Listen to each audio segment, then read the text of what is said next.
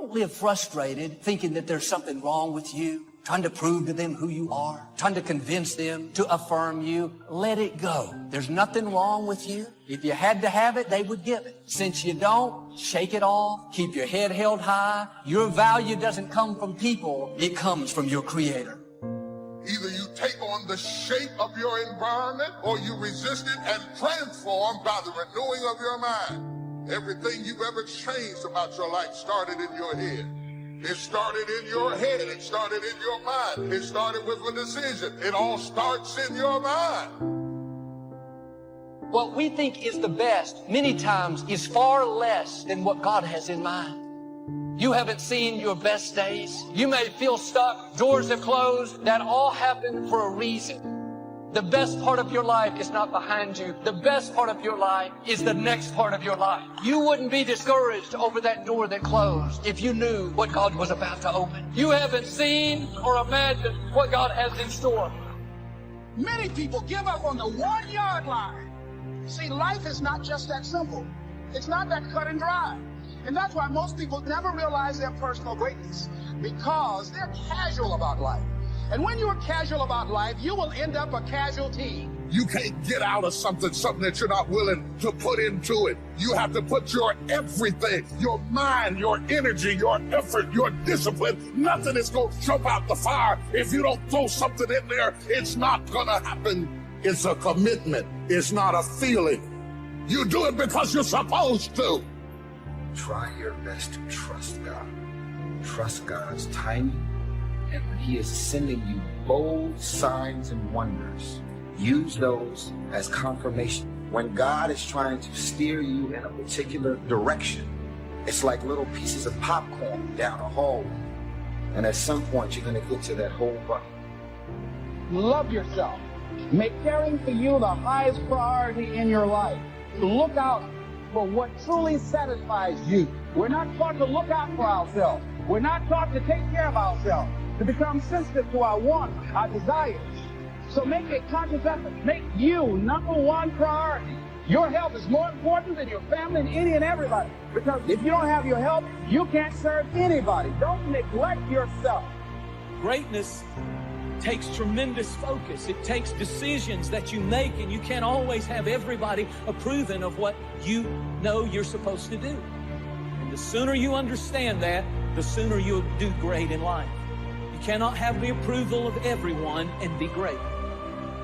You're always going to live your life at the lowest common denominator of your friends if you don't watch it. When you receive the message, when you receive the confirmations that these people that are around you are sucking you dry. So how could you have any love left inside of your heart to take care of your kids or your family when you got these people around you that are sucking you dry? I got nothing left. I'm going down. I'm melting. I'm melting. So feeling safe and feeling secure is very important to me, and I think it's very important to every single person. I think that God created us to feel safe, secure, confident, and bold. Your soul maybe has it blocked, but God did not create you for fear and worry and insecurity and a lack of confidence and extreme shyness and extreme timidity. You will become whatever you cultivate. Whatever you feed, that's what's going to grow in your life. I'm saved, but I got to change my diet. I'm saved, but I got to change who influences me, who speaks into my life, who feeds my mind, who determines what looks good on me, who determines what I can do and who I am. What's wrong with you is all those people who knew you win. Because if they knew you win, they'll hold you to back then. I got to go. Too many people looking for identity and value, and they're looking for it in all the wrong places. They look for it in what they do, who they know, what they own, what they look like. And I think that we need to do our best to look as good as we can. All I can say is take what God's given you and do the best you can with it. But don't be comparing yourself with somebody else. I become confident when I get the right view of other people and I get the right view of myself. It's amazing, right? You ever notice that arrogance requires advertising?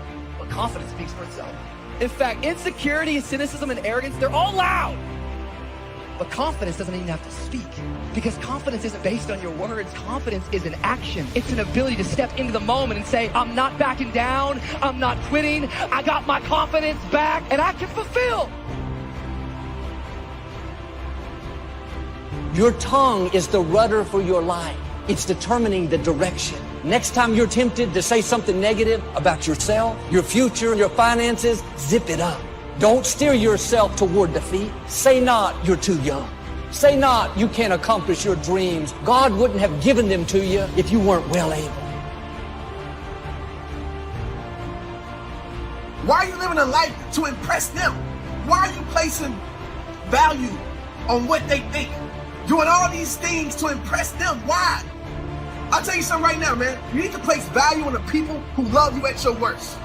Because those are the people who deserve to be there when you're at your best. If you don't heal from emotional wounds, you will bleed on people that have nothing to do with it. How many people are living wounded over how they were raised, a friend that walked away? Instead of letting it go, they replay it in their mind. They wonder why they don't have good relationships. It's because they haven't healed. They're living out of a wounded place. Isn't it amazing how one bad relationship can ruin all of your other relationships? If we're really being honest tonight, most of the pain in our life, it comes from relationship pain. Some of the hardest things for us to get over, they're attached to people. Despise not the day of small beginnings. And so many people say, when I get a big break, when a big door opens, when somebody notices me. But that is not the key to success. The key to success is to start where you are. Right where you are. Not when things get better, but start where you are.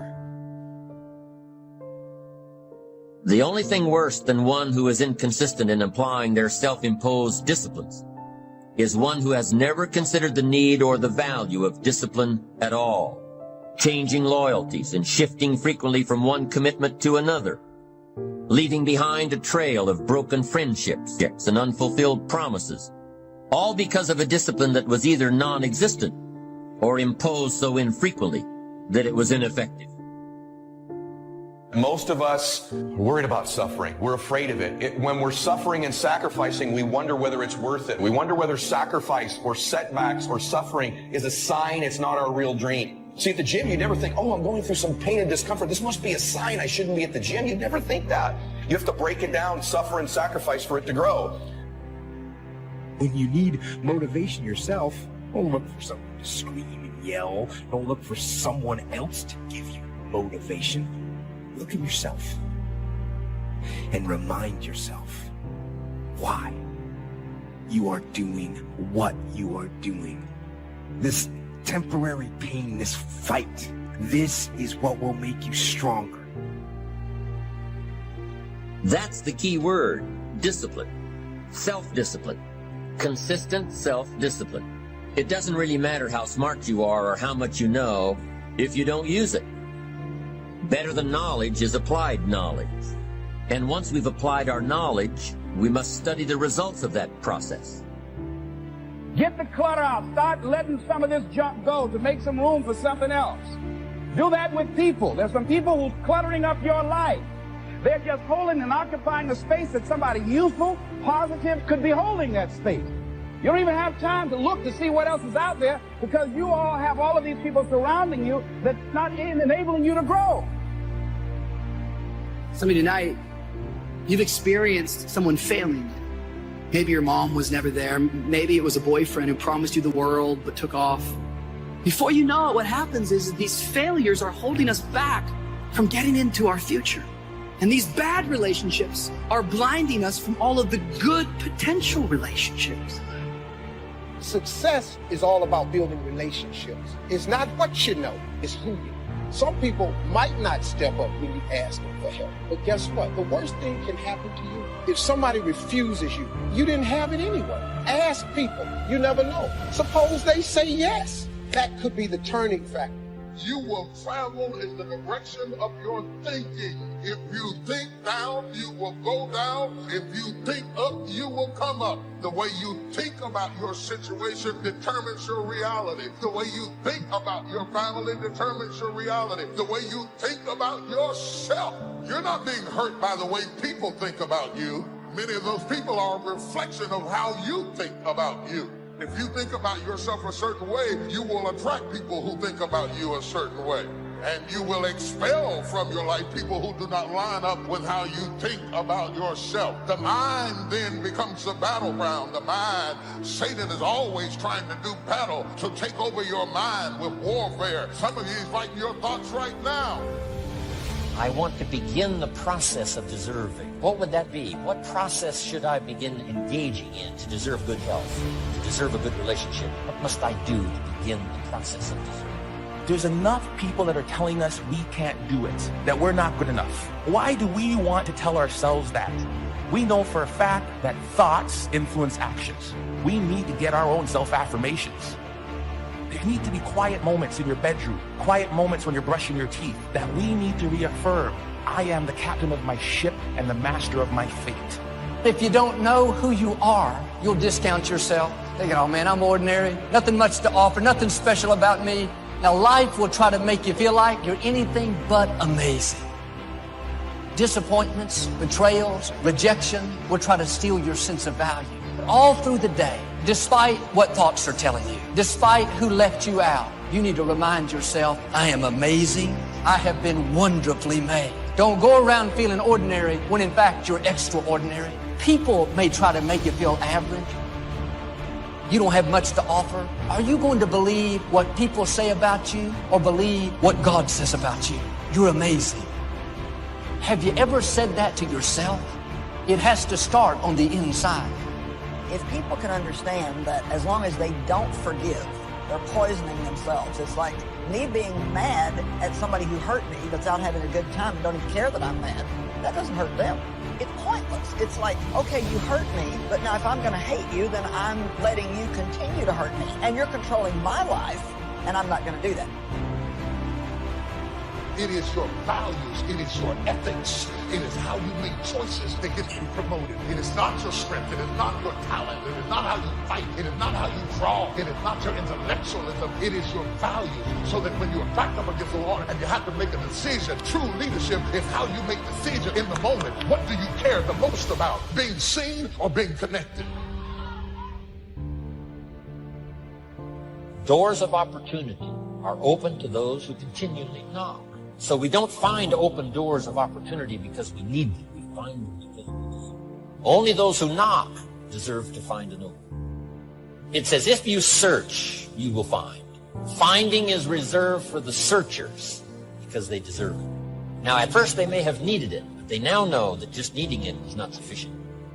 The reason why you're going to be blessed with good ideas is because you've come searching. And for those who search, they will find answers. To find a good idea, you must go looking. Rarely does a good idea interrupt you. So we get not what we need, but we get what we deserve. It says if you ask, someone has an answer. If you keep asking, the answers belong to you. So we don't get what we need, we get what we deserve.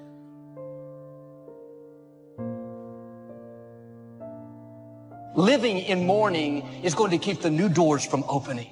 You have to heal so you can see the new relationships, the new opportunities. And the quicker you let things go, the easier it is. Your time is valuable. That's a distraction trying to get you off course. This is a verse you must remember all your life. It says, man's days are determined. That means you don't decide how long you live. Your life is on a timer. Extreme environments will turn you into a different creature. Extreme environments will make you move differently. It can happen in the midst of a dark depression, even in the middle of a gut-wrenching heartbreak, in the midst of unimaginable loss. It can happen.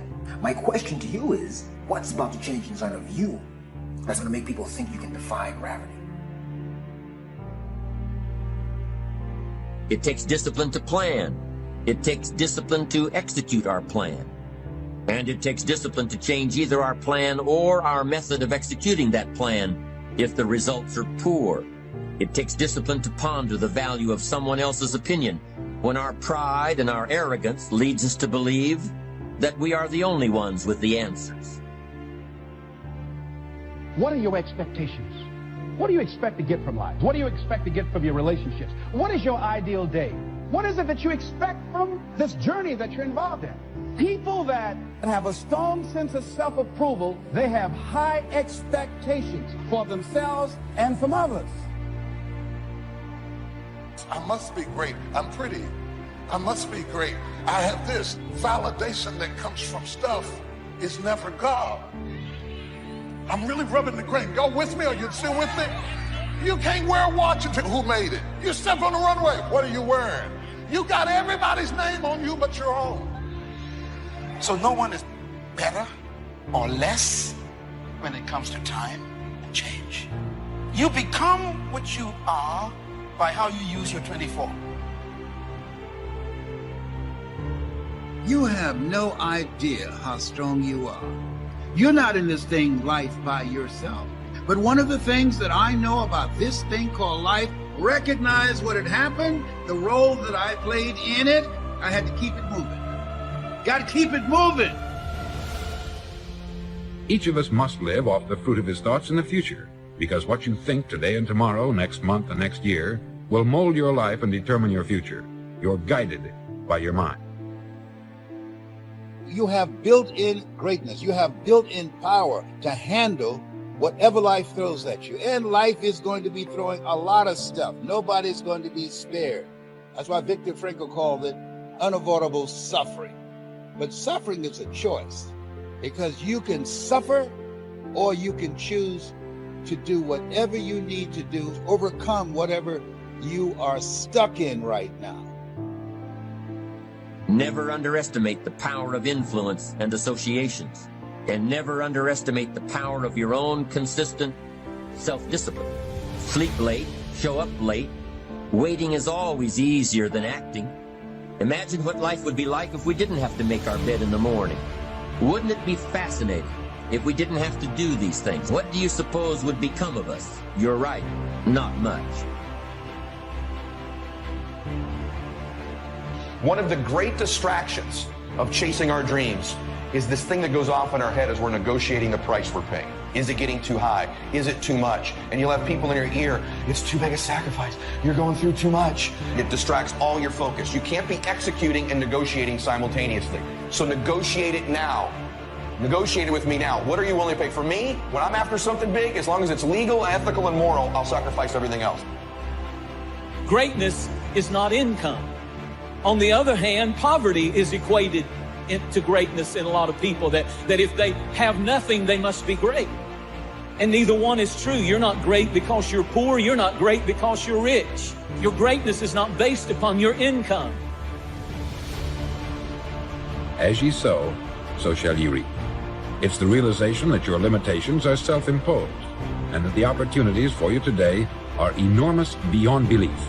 To use all your courage to force yourself to think positively on your own problem.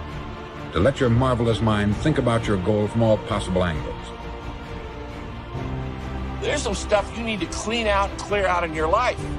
Some activities, some relationships, some things, some events, some wrong thoughts, some misconceptions, mental, physical, emotional, spiritual rubble in your life that you need to clear out. What's the rubble in your life? It's the stuff that keeps tripping you up.